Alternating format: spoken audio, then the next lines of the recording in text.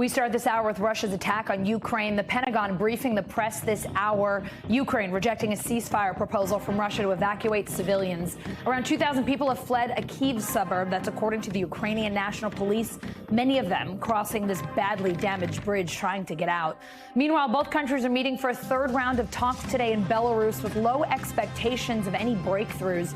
NBC News correspondent Cal Perry is in Lviv, Ukraine. Cal, let's start with those talks. What are you hearing from Ukrainian officials? Any progress? Have they made any headway?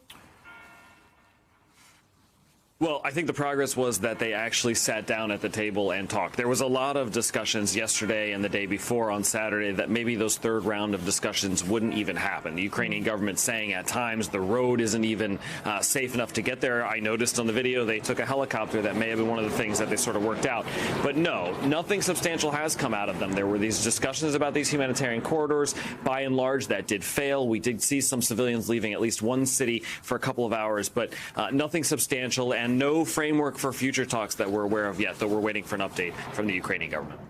A top advisor to President Zelensky is saying that Russia's organizing propaganda corridors with its ceasefire proposal. What else is Ukraine's government saying about the plan that it rejected?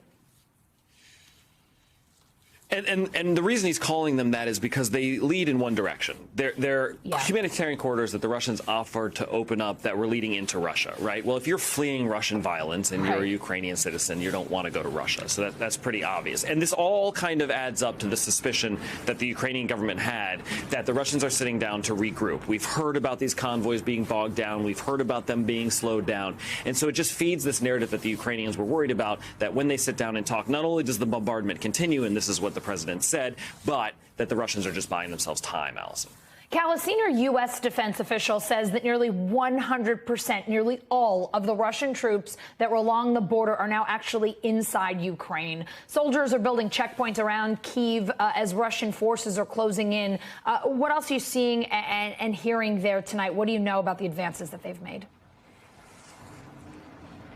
So there's two fronts, really, to this war that the Russians have opened up. A southern front where they're moving north from Crimea. The cities of Mariupol, the cities of Kherson are either falling or are surrounded and are in the process of being bombarded with civilians trapped. There's a northern front, what's called the Sumy area, which is just south of Russia, where Russian forces have moved in, all of which is starting to pinch in on the capital. As you said, the capital seems to be bracing for possibly being surrounded, some kind of siege. The checkpoints there, we understand, are almost doubling and tripling in size. And here where I am in Lviv on the other side of the country, 350 miles from Kyiv, checkpoints ring this city. This is a city that deals with nightly curfews. The statues here, the historic statues that exist in the old town center, are being wrapped up in case they have to be shuttled away. So certainly this is a country now. We're into week number 2. It feels like things have slowed down, but the reality set in that this Russian invasion not only is not going anywhere, it's continuing. And that number, 100% of the troops now have crossed the border. That's an ominous sign for people here, of course. Thanks for watching our YouTube channel. Follow today's top stories and breaking news by downloading the NBC News app.